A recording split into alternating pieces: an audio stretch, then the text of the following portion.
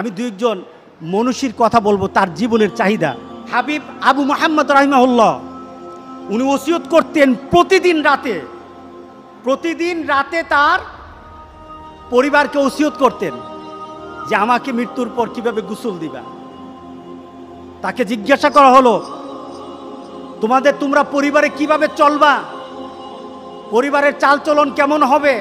উনি প্রতি রাত্রে তার পরিবারকে ওসিয়ত করতেন। ওনাকে জিজ্ঞাসা করা হলো, প্রতি রাত্রে কেন আপনি ওসিয়তটা করেন? উনি উত্তর দিতেন এবং সন্ধ্যাবেলা কাঁদতেন, সকালবেলাও কাঁদতেন। তার কাদার কারণ জিজ্ঞাসা করা হলো, ওসিয়তের কারণ জিজ্ঞাসা করা হলো। উনি বলতেন, সন্ধ্যা যখন আসে আমি সকালের জন্য চিন্তা করতে পারি না যে সকালটা আমার জন্য উদয় হবে। সকালটা যখন আসে আমি আমার নিজের জন্যই চিন্তা করতে পারি না যে সন্ধ্যাবেলা আমি বেঁচে থাকব। সুতরাং আমি আমার জীবনের যা করার এই মুহূর্তে আমি আমার করে নেই, আমার পরিবারকে বলে নেই। মুহাম্মদ ইবনে ওয়াইস উনি ঘুমানোর সময় তার পরিবারকে বলতেন, আল্লাহর হাওয়ালা করে দিতেন। ঘুমানোর সময় তার পরিবারকে বলতেন, তোমাদেরকে আমরা আল্লাহর হাওয়ালা করে গেলাম, আমি আল্লাহর হাওয়ালা করে গেলাম, আল্লাহর কাছে ছেড়ে গেলাম। ওনাকে বলা হলো প্রতিদিন কেন বলেন? উনি অত্যন্ত আবেগ ভরে বলতেন, আমি জানি না এই ঘুমের পরে আমার জন্য আবার এইভাবে দোয়া করার সুযোগ আছে কিনা। আমরা ঘুম থেকে কোন দোয়া পড়ি? ঘুম থেকে উঠে কোন দোয়া পড়ি? আলহামদুলিল্লাহিল্লাযী আহিয়ানা বাদামা আমাতানা ওয়া ইলাইহিন নুশুর। এই যে আমি ঘুম থেকে উঠে মওত থেকে আবার নতুন জীবন পেলাম, আলহামদুলিল্লাহিল্লাযী আহিয়ানা, ওই মাবুদের প্রশংসা যিনি আমাকে আবার জীবিত করলেন। কারণ আমি যখন ঘুমাই তখন আমি মরে যাই, আমি যখন ঘুমাই তখন আমি কি? আমি মরি। আমরা প্রতিদিন তো মরি। আমরা ঘুমের সময় কি দোয়া পড়ি? বিসমিল্লাহ, হ্যাঁ বলেন না দেখি। আল্লাহু আকবার, সবাই পড়েন। আল্লাহুম্মা বিইসমিকা, বলেন আল্লাহুম্মা বিইসমিকা আমুতু ওয়া আহিয়া। আপনি কি ঘুমাইতেছেন না মরতেছেন? বলেন। হ্যাঁ, এবার দেখি আপনাদেরকে পরীক্ষা নেই দুনিয়া। আপনি কি ঘুমাতে যাচ্ছেন নাকি মরতে যাইতেছেন? আপনি ঘুমাইতে যাইতেছেন না, কিন্তু দুয়ার মধ্যে কি বলতেছেন? আপনি বলতেছেন আমি ঘুমাতে যাচ্ছি না, আমি মরতে যাচ্ছি। আমি মরতে যাই, আমি এখন আমার মৃত্যুর দিকে আমি যাচ্ছি। আর তোমার নামে বিস্মিকা আমুতু ও আহিয়া, তোমার নামে মরি আবার তোমার নামে জীবিত হই। তাহলে আপনি কি করতেছেন? ঘুমে মরতেছেন। আর ঘুম থেকে কি উঠে বলেন আলহামদুলিল্লাহিল্লাযী আহিয়ানা। ঘুমের সময় বললেন মরতে গেলাম, আর ঘুম থেকে উঠে বললেন জীবিত হলাম। এটা কার ইশারায়? টের পাবেন, বুঝবেন, নিজের মধ্যে অনুভূতিতে নিয়ে আসতে পারবেন দুনিয়ার জিন্দেগি। আপনি তো প্রতিদিন মরেন, আমি তো প্রতিদিন মরি আবার প্রতিদিন জীবিত হই। এইভাবে যদি নিজেকে চিন্তা করি, ইনশাআল্লাহ আখিরাতকে টার্গেট করা আমাদের জন্য সহজ হয়ে যাবে। কি বলেন? ঠিক আছে কিনা বলেন? রাত্রিবেলা কি মরতে যাবেন না ঘুমাতে যাবেন? বলেন এবার। হ্যাঁ, মরতে যাবেন ইনশাআল্লাহ। জীবিত করবে কে? জীবিত। এই চিন্তা যদি আমাদের মধ্যে চলে আসে, ইনশাআল্লাহ জীবন পরিবর্তন হয়ে যাবে। আল্লাহ যেন আমাদের জীবনকে আখিরাতমুখী করে দেন, আমাদের টার্গেট যেন আল্লাহ আখিরাতমুখী করে দেন, আমাদের চিন্তা চেতনা যেন আখিরাতমুখী করে দেন। আমরা যেন আখিরাতকে চিন্তা করে চলতে পারি। দুনিয়াকে যেন আল্লাহ সুবহানাহু ওয়া তাআলা আমাদের সামনে সুন্দর করে তুলে ধরেন। আমাদের অন্তরে যেন আল্লাহ সুবহানাহু ওয়া তাআলা ধনিত্ব, মর্যাদা এবং আমাদের অন্তরের মধ্যে যেন আল্লাহ সুবহানাহু ওয়া তাআলা ফকিরি উঠে আমাদের মধ্যে যে আল্লাহ সুবহানাহু ওয়া তাআলা গনি বানিয়ে দেন। সবাই বলেন আল্লাহুম্মা আমিন। আমাদের প্রত্যেকটি জিনিসকে আখিরাতে ট্রান্সফার করে দিতে হবে। আমি খেতে বসি, সূরা বিসমিল্লাহ বলে খাই, আলহামদুলিল্লাহ বলে শেষ করি। তার মানে কি? খাওয়াটা শেষ হয় নাই।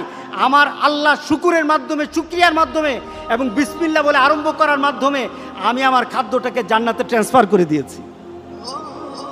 আমি যখন ঘুমাই, আমার ঘুমটাকে আমি মনে করি যে আমার দেহের জন্য নয়, আমি আমার ঘুমটাকে দেই আমার শরীরটাকে তাজা করার জন্য, শরীরটাকে সুস্থ করার জন্য। কিসের জন্য? আমি যেন তাহাজ্জুদের নামাজটা পড়তে পারি। আমি যখন নামাজে দাঁড়াই আমার শরীর যেন ভালো থাকে, সুন্দরভাবে যেন 5টা ওয়াক্ত নামাজ পড়তে পারি। এই শরীরটাতে এনার্জি আনার জন্য আমি ঠিকভাবে ঘুমাই, এই ঘুমটাকে আল্লাহ সুবহানাহু ওয়া তাআলা জান্নাতের ঘুম বানিয়ে দিবেন। আপনি এটাকে কনভার্ট করতে পারছেন না জিনিসগুলিকে। আল্লাহ সুবহানাহু ওয়া তাআলা তোমার অন্তরে শান্তি বানাতে চাও, তোমার অন্তরটাকে তুমি ধনী বানাতে চাও, অন্তরে ধনী হন, অন্তরে ধনী হন। সম্পদে ধনী শান্তি নাই। আমাকে একজন বিশিষ্ট সম্পদশালী বলছে পেরেশানিতে ঘুম আসে না। কি ব্যাপার? যে আমার ব্যবসা প্রতিষ্ঠান, আমার সম্পদ, এগুলি কিভাবে রক্ষা করব? আমার কোটি কোটি টাকা হলো, হাজার হাজার কোটি টাকা আমার এখানে ইনভেস্ট করা আছে। এরপরে ব্যাংকের সাথে আমার বিশাল বড় একটা লোন আছে, ব্যাংকের সাথে আমার কি আছে? লেনদেন আছে। আমি যদি লেনদেনটা ঠিকভাবে না করতে পারি তাহলে তো আমার খবর আছে, আমার সম্পদ সব হারিয়ে ফেলবো। ঘুম হচ্ছে না, পেরেশানি আছি, পেরেশান বেড়ে গেছে, অসুস্থ হয়ে যাচ্ছি। সম্পদ আছে, অসুস্থতা বেড়ে গেছে। কিসের কারণে? তার অন্তরের মধ্যে কি নাই? ধনীত্ব নাই। তার অন্তরের মধ্যে আল্লাহ সুবহানাহু শান্তি ঢেলে দেয় নাই। সুতরাং শান্তি পেতে হলে আমাদের প্রত্যেকটি কাজ দিয়ে টার্গেট বানাতে হবে কোন জায়গা? জান্নাত। যারা বানাতে পারে, রাসূল সাল্লাল্লাহু আলাইহি সাল্লাম বলছেন, তাকে আল্লাহ সুবহানাহু ওয়া তাআলা অন্তর দিয়ে ধনী বানিয়ে দেন। এরপরে রাসূল সাল্লাল্লাহু আলাইহি সাল্লাম বলছেন, ওয়া আতাতহুদ দুনিয়া ওয়া হিয়া রাগিবা। আর দুনিয়াকে সে মনে করে এই জায়গা আমার ভালো না, এটা আমার জন্য ভালো ব্যবহার করবে না, দুনিয়া কখনো আমার সাথে ভালো আচরণ করবে না। সে দুনিয়ার থেকে যে কোনো আচরণ পায়, দুনিয়া থেকে তার কোনো জিনিস হারিয়ে যায়, সে তখনই সাথে সাথে আল্লাহর দরবারে বলে ইন্না লিল্লাহ। আল্লাহু আকবার বলেন না? যে কোনো জিনিস তখন তার দুনিয়ার মধ্যে তার সাথে যে কোনো জিনিস যখন উল্টা হয়ে যায়, সে তখনই বলে ইন্না লিল্লাহ, ইন্না লিল্লাহ, ইন্না লিল্লাহ। আল্লাহু আকবার। মান কানাতিদ দুনিয়া হাম্মা জালাল্লাহু ফাকরাহু বাইনা আইনাইহি।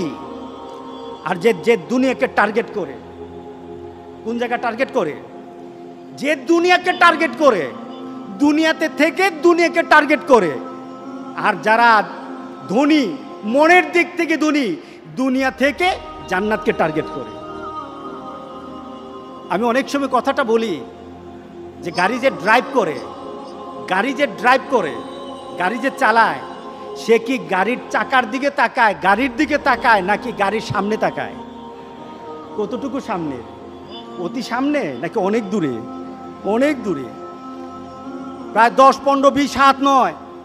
তার চোখের দৃষ্টি যতটুকু আছে, তার গাড়িকে টাচ করতে পারে আরেকটা গাড়ি, ওই দূরত্ব পর্যন্ত তার দৃষ্টিটা ঠিক রাখতে হবে, ঠিক না?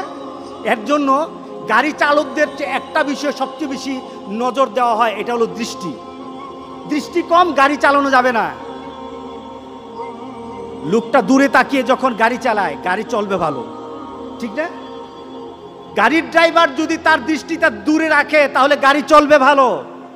কিন্তু গাড়ির ড্রাইভার যদি গাড়ির দিকে তাকিয়ে থাকে, গাড়ি চলবে? কতক্ষণ খালে যেতে লাগবে? আরেকজনকে অ্যাক্সিডেন্ট করতে কতক্ষণ লাগবে? বেশিক্ষণ লাগবে না। তো তারও, সে নিজেও ধ্বংস হবে, গাড়িতে যারা আছে তারাও ধ্বংস হবে, ঠিক না? এটাকে কি বলে? খাসরাত দুনিয়া বলে আখেরা। দুনিয়াও তার শেষ, আখেরাত শেষ। যারা দুনিয়াকে টার্গেট করে, তারা দুনিয়ার দিকে তাকায়, তারা ধ্বংস হয়ে যাবে। আর যারা এখান থেকে ওই আখেরাতের দিকে তাকায়, গাড়ির ড্রাইভার দূরে তাকিয়ে যেমন গাড়িকে সুন্দরভাবে চালাতে জানে, একটা মানুষ দুনিয়া থেকে যখন আখেরাতকে টার্গেট করে, সে সুন্দরভাবে দুনিয়া তো চলতে জানে, আর আখেরাত আল্লাহ সুবহানাহু ওয়া তাআলা জান্নাতের রাস্তায় উঠিয়ে দিবেন, মৃত্যুর পর থেকে উঠিয়ে দিবেন। আল্লাহু আকবার, আল্লাহু আকবার। সুতরাং রাসূল সাল্লাল্লাহু আলাইহি ওয়াসাল্লাম বলতেছেন, মান কানাতিদ দুনিয়া হাম্মাহু, যে দুনিয়াকে তার টার্গেট বানায়, দুনিয়াতে তার টার্গেট বানিয়ে নিল, জালাল্লাহু ফাকরাহু বাইনা আইনাই। তার এত সম্পদ, আপনি বাংলাদেশের বড় বড় ধনী যারা আছে তাদেরকে গিয়ে বলেন অবস্থা কি, ওষুধ ছাড়া ঘুম আসে না। আর একজন রিক্সাওয়ালা, একজন টেম্পু ড্রাইভার, একজন আপনার বাড়িতে কাজ করে, একজন ডে লেবার, তাকে জিজ্ঞাসা করেন ঘুমাও কখন? খাই আর ঘুমাই। সুবহানাল্লাহ বললেন না? খাই আর ঘুমাই। তার মানে কি? তার সম্পদ কম, কিন্তু ভিতরের সম্পদ অনেক বেশি। আর ওই লোকটার সম্পদ বেশি কিন্তু ভিতরে কিছু নাই। ভিতরে কি? জীর্ণ শীর্ণ, কিছু নাই, কিছু নাই। আল্লাহ সুবহানাহু ওয়া তাআলা, রাসূল সাল্লাল্লাহু আলাইহি ওয়াসাল্লাম বলতেছেন, যে দুনিয়াকে টার্গেট করে, দুনিয়াকে ব্যবহার করে, তাকে আল্লাহ সুবহানাহু ওয়া তাআলা জালাল্লাহু ফাকরাহু ফি আইনাইহি, তার দৃষ্টিতে আল্লাহ সুবহানাহু ওয়া তাআলা তার দৃষ্টির সামনে গরিবী হালাতকে ঝুলিয়ে দেন। আল্লাহ, আমি আপনার কাছে জান্নাত চাই, জাহান্নাম থেকে পানাহা চাই। এই দোয়াটা প্রতিদিন পড়তে পারবেন? আমার সাথে আওয়াজ করে পড়েন, আল্লাহুম্মা ইন্না নাসআলুকাল জান্নাতা ওয়া নাউযু বিকা মিনান নার।